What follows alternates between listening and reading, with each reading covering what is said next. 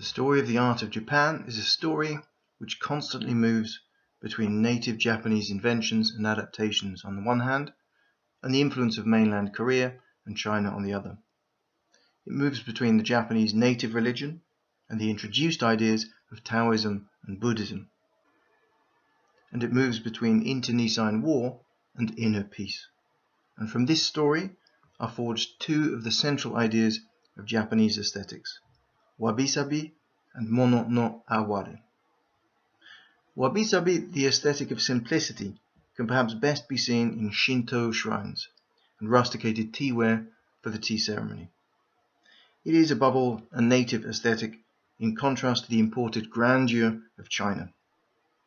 Mono no aware is an aesthetic of the sadness of transient things, the result of introduced Buddhism, and perhaps the war-torn history of the successive shogunates.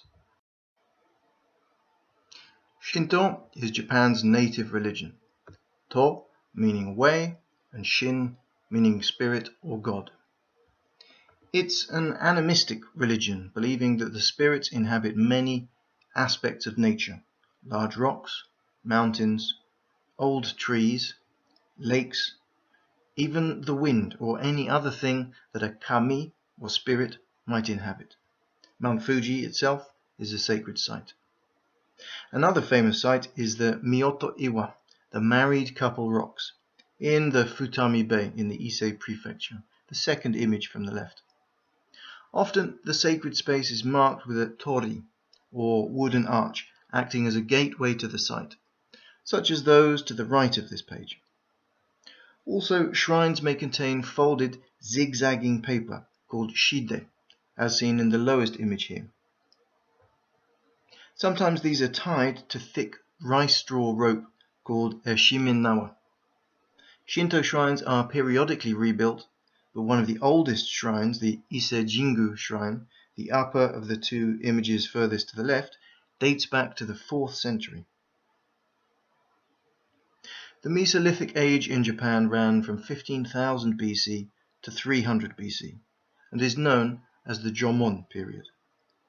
Pottery from the latter part of the early period, around 7,500 BC, involved ceramic pots made by coiling clay, which was then shaped and decorated by using thin rope to impress patterns in the vase's surface. Middle Jomon saw vases with rims almost as tall as the pots themselves, shaped in scallops, spirals, or flame-like loops with a supernatural intensity and suggesting a ritual function. Late Jomon pottery shows an acquaintance with wheel-thrown vases, even though they were still made through the coil technique. Meanwhile, figurines, known as dogu, which served some religious purpose, became similarly elaborate during the late Jomon period, with shamanistic features and enormous eyes, which some writers ascribe to an age of deep superstition and fear. The Yayoi period, beginning in 300 BC, involved contact with Korea and China, and the introduction of a culture which created smooth, wheel-thrown pottery. Metallurgy was also introduced, and bronze ritual bells, called dotaku, were cast with elaborate decoration. One style, the ryusui, or flowing water pattern, would remain a source for later Japanese decorative art. The Kofun period, beginning in 300 AD, is named for its burial mounds, or kofun, which began as round tumuli and increased in size with the growing centralization of power to become giant keyhole-shaped hills surrounded by moats, the largest of them being on the right of this picture, Daisenryo Kofun, the mausoleum of Emperor Nintoku. The Asoka period saw the introduction of Buddhism to Japan. Despite some resistance from the Shinto sect, the religion was sanctioned by the ruling classes. Over the following 2.5 centuries, Mahayana Buddhism and the Shinto religion merged, and by the beginning of the 9th century, the more esoteric Vajrayana Buddhism, with its vast pantheon of deities, was introduced, before finally, in the 12th century, Zen, a Chinese form of Buddhism based on Taoism, became influential. Horyuji is one of the earliest temple complexes, or garan, in Japan, and features a Chinese invention based on the Buddhist reliquary stupas, namely the pagoda. The kondo, or golden hall of the temple complex at Horyuji, contains its artistic treasures, such as this mural of Buddha, which survived the 1949 fire, and this triad of Buddha and bodhisattvas, or saints. As the inscription on the back of the work attests, the triad was begun by the master sculptor Toribushi shortly before the death of Prince Shotokan, who had been responsible for the growth of Buddhism in Japan. The following is an extract from the Tibetan Book of the Dead, a text from Vajrayana Buddhism. All things that appear are manifestations of mind. The surrounding environment which appears to be inanimate, that too is mind. This work of the famous Buddhist monk Myo Shonin meditating, painted by his disciple Enichi Jonin, captures that worldview. Myo is portrayed at the center of a forest which seems stylized and abstract in its complexity, and the natural world seems to grow out of his figure, just as the external environment in Vajrayana Buddhism is treated as a manifestation of mind. The 12th century had seen the Minamoto clan emerge victorious from the wars against the Taira clan, and the newly established militaristic culture brought with it a populist reform of Buddhism. The new shogun, Yorimoto, encouraged a focus on inner spirituality and martial alertness. Consequently, portraiture, using dark crystal for the eyes and contrapposto stance, focused on creating realistic portrayals of spiritual essence. The Ukiyo-e school represented the birth of Japanese portraiture, and this work by Ukiyo-e is a wood carving of the Indian patriarch Asanga, known as Muchaku in Japanese. As mentioned earlier, Zen Buddhism, based on Taoism, was introduced into Japan from China in the 12th century. Tao, or the Way, developed at the same time as Buddhism, but independently of it, in the 5th century BC. Tao has elements in common with Buddhism, such as the negation of self, negation of desire, the negation of will, and the communion with an eternal principle. But whereas Buddhist thought is expressed in direct teachings, Tao teaching is less direct. As Lao Tzu says, the way that can be spoken of is not the constant way. Arguably the most direct instruction which Chuang Tzu gave was just be empty. Accordingly, landscape painting by Zen monks, such as Tenshu Shobun, relate depictions of the world to empty space and void. This work, entitled Reading in the Bamboo Studio, has an emphasis on contrasts in scale between the tiny details of life on the one hand, the fishing village, or the bamboo studio itself, and the vast vagueness of the misty landscape on the other. This gives us a sense of negation, of the finite dissolving in the void.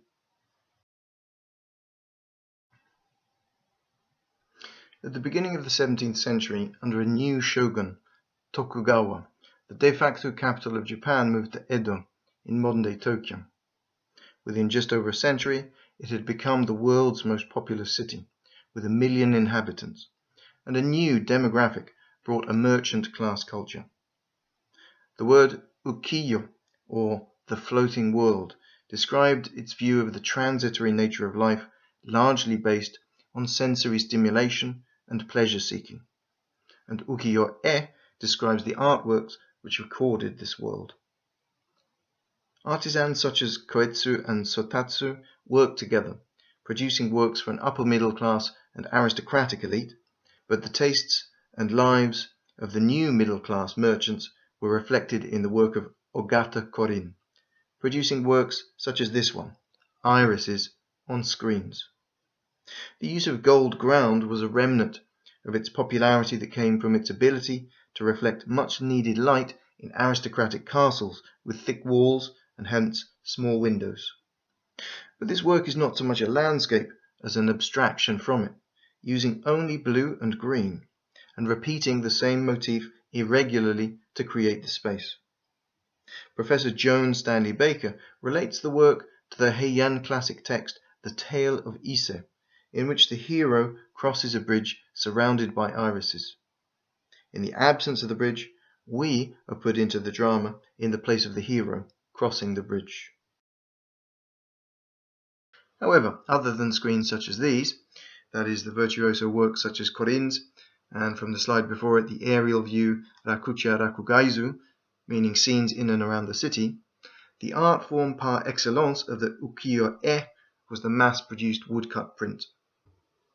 One of its most popular uses was to create a series of bijinga, or beauties, and Kitagawa Utamaro was one of its most famous practitioners. This series, entitled Kasenkoi no Pu, or the love section of an anthology of poems, features 5 women exhibiting 5 different types of love. Untypically, these women are not from the yukaku, or pleasure district, as much of Utamaro's output focused on the red light district, creating shunga or erotic art. This was not unusual even for reputable artists such as Hokusai or Hiroshige. These 2 of the 5 images are thought to form a pair. The woman in Fukaku Shinobukoi, or deeply hidden love, is smoking a pipe and has teeth which have been deliberately blackened with ohaguro, common to older females, but her eyebrows have not been shaved, hence she is unmarried. The hidden love she is thinking of may be the person she would have liked to have married. Mono omoikoi, or anxious love, shows a married woman with shaven eyebrows thinking deeply on a past or future lover. This image by Katsushika Hokusai is perhaps, outside of Japan at least, the most famous Japanese work of art.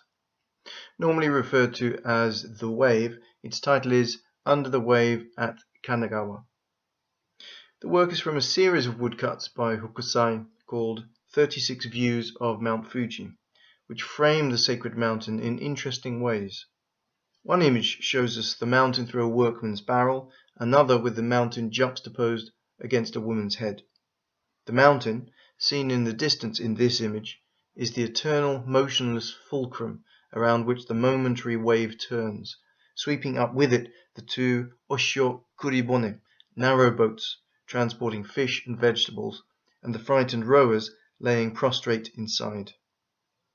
The text in the top left of the woodcut also tells a story.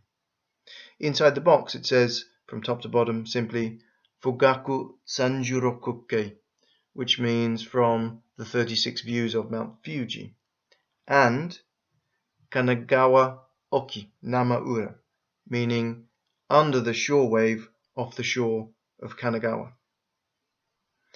Okiname rather than tsunami means the wave is a rogue wave rather than one caused by seismic activity. The signature to the left of this text, however, reads Hokusai Aratame Iitsu Hitsu, meaning from the brush of Hokusai, who changed his name to Iitsu.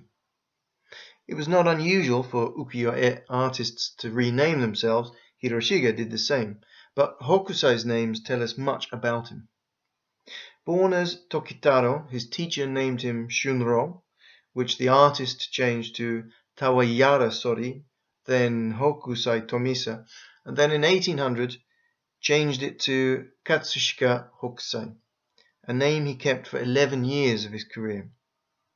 Katsushika was the district of Edo where he was born. Hokusai is short for Hokushinsai, or School of the North Star, the North Star Polaris being associated with the deity Myoken in Nichiren Buddhism, of which Hokusai was a follower, and which held Mount Fuji and nearby Mount Minobu to be sacred. In this context, the cyclical movement of the wave and the rowers caught up in the cycle of birth and rebirth only stops with contemplation of the stillness of the mountain. Later in life, after Hokusai had changed his name to Old Man Crazy to Paint, he produced a hanging scroll with the story of the Chinese 4th century BC founder of Taoism, Chuang Tzu, dreaming of butterflies. Chuang Tzu tells the story.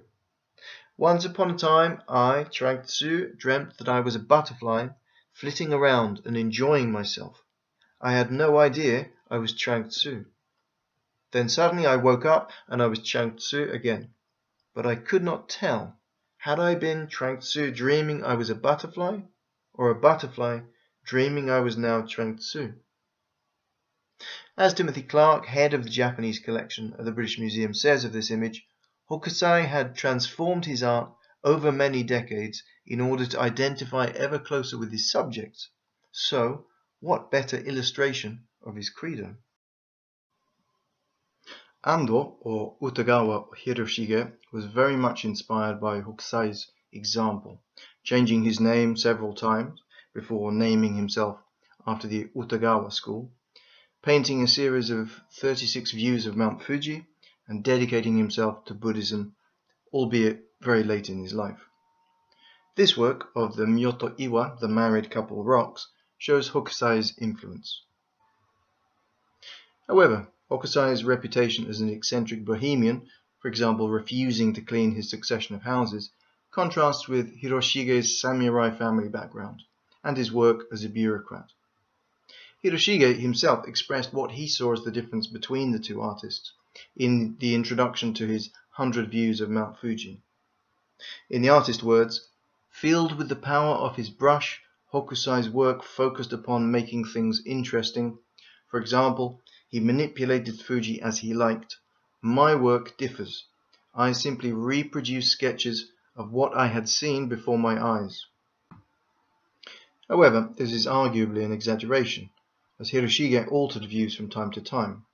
But Hokusai would often impose his vision on the viewer with insistent framing of the spiritual symbolism and dramatically simplified and calligraphic forms.